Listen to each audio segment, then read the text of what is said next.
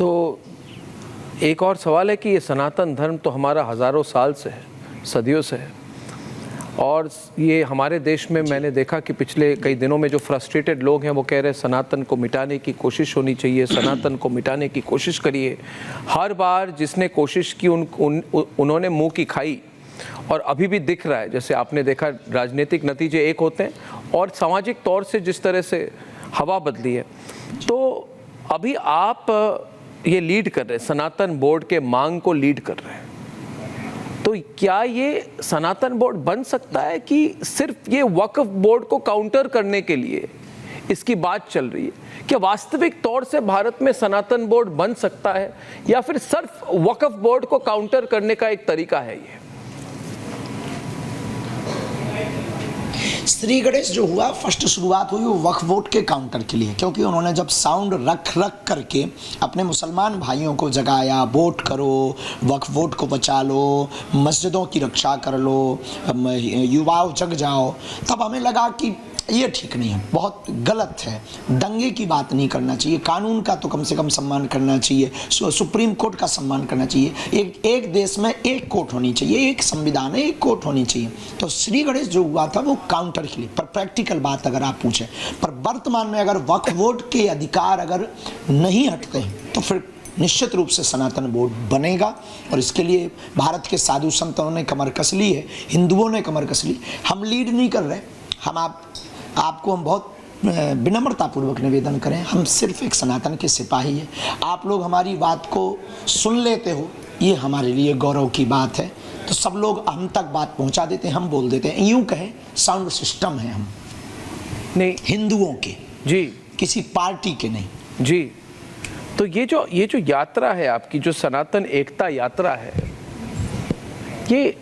ये कब तक चलेगी? इसका प्लान क्या है? कहाँ जाएगी ये सनातन एकता यात्रा, हिंदू यूनिटी की यात्रा, और इसमें कितने लोग इसमें भाग लेंगे?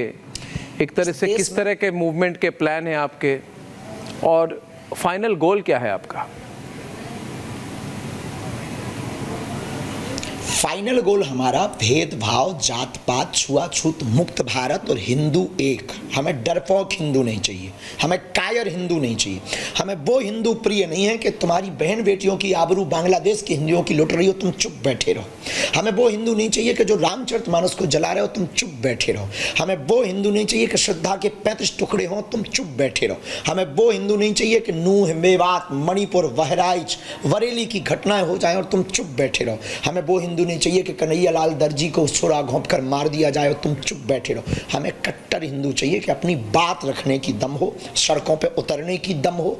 जिस प्रकार इस्लाम धर्म में कम से कम वो शुक्रवार को इकट्ठे होते, हिंदू यहाँ 80% है, शनिवार या मंगलवार को इकट्ठे होकर के भगवान की प्रार्थना तो करो, एकता का परिचय तो लहराओ। तो तब तक हमारे जन्म, अब हम ये नहीं कह सकते कि हमारे प्राण कितने दिन के हैं, हम तो जी रहे हैं, कर रहे हैं, अपने लिए कुछ नहीं कर रहे हैं। ना हमें नेता बनना, ना हमें पार्टी खड़ी करनी, ना हमें किसी पार्टी को सपोर्ट करना। हाँ, हिंदुत्व के लिए जो कार्य करे उसके साथ हमें खड़े होना, हिंदुओं के लिए जो कार्य करे उसकी बात हमें करनी है। तो हमें लगता है इस देश में जात पात सबसे बड़ी दीवार है, उसके लिए हम जब तक जिएंगे तब तक पद यात्राएँ करेंगे, रुक रुक के करेंगे। फाइनेंशियली दिक्कत होती है, 50,000 लोगों का भंडारा करवाना, उनकी चाय की व्यवस्था, रुकने की व्यवस्था, गद्दे लेना, बसें लगाना, मेडिकल टीम लगवाना, बहुत झंझट होते। कहना और दिखना बहुत सरल है, उसको करना बड़ा कठिन होता है। उसके लिए हमें व्यवस्थाएँ जुटानी पड़ती हैं, और सबसे ज़्यादा सोया हुआ हिंदू समाज है। तो हमारा फाइनल गोल है हिंदू एक करेंगे, भेदभाव, जात पात, छुआछूत, अंधविश्वास मुक्त हिंदुओं को करने की हमारा गोल फाइनल। और जो राहुल गांधी कहते हैं कि हिंदू धर्म में जात पात, कास्ट डिवीजन, हर चीज़ पे जात पात, वो इनफैक्ट वो रेलवे यूनियन में गए, उन्होंने कहा कि कौन महादलित है कौन नहीं है। हमारे भारतीय रेलवे जो सबसे बड़ी एम्प्लॉयर है देश की, जो एक तरह से भारतीय एकता की एक प्रतीक है, उसको भी उन्होंने जात पे तोड़ दी। हर चीज़ जात पे तोड़ देते हैं। तो मैं चाहता हूँ आज क्लियरली आप कहिए कि राहुल गांधी को आपका क्या मैसेज है, क्योंकि उनकी पॉलिटिक्स जो है ना, ये 1985-90 से लेके अभी तक सिर्फ और सिर्फ पिछले 30 सालों से सिर्फ जात की राजनीति है। आप जो बात कर रहे हैं उनका सफाया हो जाएगा, पूरी कास्ट पॉलिटिक्स बदल जाएगी। समाजवादी पार्टी का क्या होगा, लालू प्रसाद यादव की पॉलिटिक्स का क्या होगा? राहुल गांधी तो कास्ट सेंसस को छोड़ के किसी चीज की बात नहीं करते, तो उसका क्या होगा?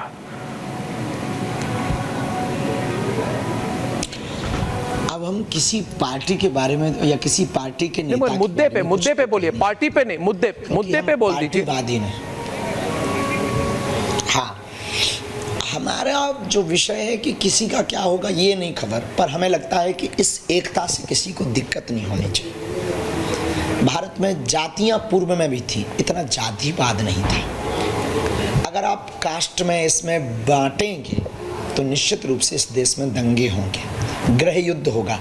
आज नहीं तो 10 से 20 साल बाद ये देश गृह युद्ध, अंगड़े पिछड़े के नाम पर लड़ेगा, ऊंच नीच के नाम पर लड़ेगा, छुआछूत के नाम पर लड़ेगा, अधिकार के नाम पर लड़ेगा। हम नहीं चाहते इस देश में जनहानि। अब अगर हमारे कार्य से किसी को दिक्कत है तो वो उनकी पर्सनल प्रॉब्लम है, हम किसी के भी खिलाफ नहीं है।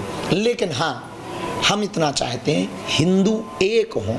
जातियों में अगर आप विभाजित हो जाओगे, अपनी ऊर्जा खत्म कर दोगे। आप कर भी क्या लो, राष्ट्र के लिए सोचो ना, देश के लिए सोचो ना, राष्ट्रवादी तो बनो आप कम से कम।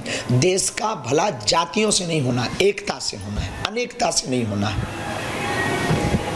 बागेश्वर जी, आखिर में आज देश में बटेंगे तो कटेंगे, एक है तो नेक है, ये नारे गूंज रहे हैं, इस पर आपका क्या टेक है? उचित है। देखिए, किसी पार्टी का अगर बयान है तो हम पार्टी के लिए जवाब नहीं देंगे, पर अगर जातियों में हम बटेंगे तो हम लोग अगर निश्चित रूप से कटेंगे। भारत के लोग नहीं काटेंगे तो चीन वाले काटेंगे, बगल में पाकिस्तान है वो काटेगा, बांग्लादेश है वहाँ काटेंगे। विदेशी ताकतों की सामने भारत की ताकत अभी उतनी नहीं है कि आप चीन से युद्ध लड़ पाओ। तो अगर आप बटोगे तो निश्चित रूप से कटोगे। एकता में ही इस देश का भला होगा, इसलिए हिंदुओं को एक होना पड़ेगा हर हाल में। जी, बाबा बागेश्वर जी, बहुत बहुत धन्यवाद। बहुत अच्छा लगा आपसे बात करके। और जो नेशनल यूनिटी की बात है, ये इससे सब सहमत होंगे। बहुत बहुत धन्यवाद।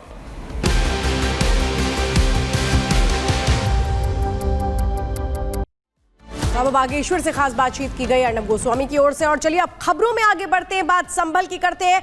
संभल का एक ड्रोन वीडियो सामने आया है जो बता रहा है कि रविवार को जिस तरह से हिंसा हुई, किस तरह से पत्थरबाजी की गई, कैसे नकाबपोश वहां पर पहुंचते हैं, और पूरी की पूरी जो प्लानिंग है वो बता रही है। ये जो तस्वीरें हैं ये बता रही हैं कि कैसे ये पूरी साजिश थी, किस तरह से पूरी प्लानिंग पहले की गई थी। तस्वीरें देखिए, ये ड्रोन तस्वीरें हैं जो इस बात को बयां कर रही हैं कि कैसे वहां पर भीड़ इकट्ठा होती है और इसके बाद पत्थरबाजी करना शुरू कर दिया जाता है सर्वे की टीम पर और पुलिस वालों पर। अब यही सवाल है, जो लोग ये कह रहे हैं कि नहीं वहां तो जो सर्वे करने के लिए लोग आए थे, हमें पता ही नहीं था। तो अगर पता नहीं था तो फिर इतनी भीड़ कहां से इकट्ठी हो गई?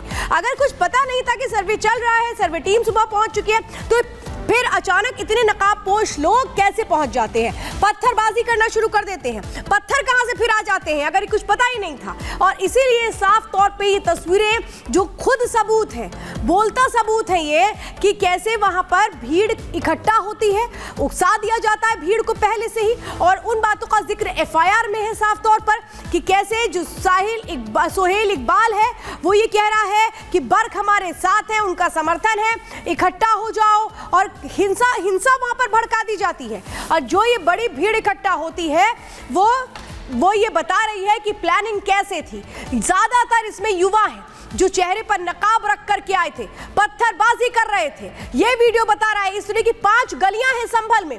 जो मस्जिद वहां पर थी, जब सर्वे का काम होता है शुरू 7 बजे, क्योंकि सर्वे की जो इजाजत थी वो 7 बजे से लेकर 11 बजे तक थी। लेकिन यहाँ पर जो जामा मस्जिद के अध्यक्ष है वो इस बात को कह रहे हैं कि नहीं, हमें तो पता ही नहीं था, हमने तो सर्वे के लिए हाँ नहीं की थी। जब कोर्ट ने सर्वे की इजाजत दी थी तो फिर क्या किसी की हाँ और ना का मतलब रह जाता है?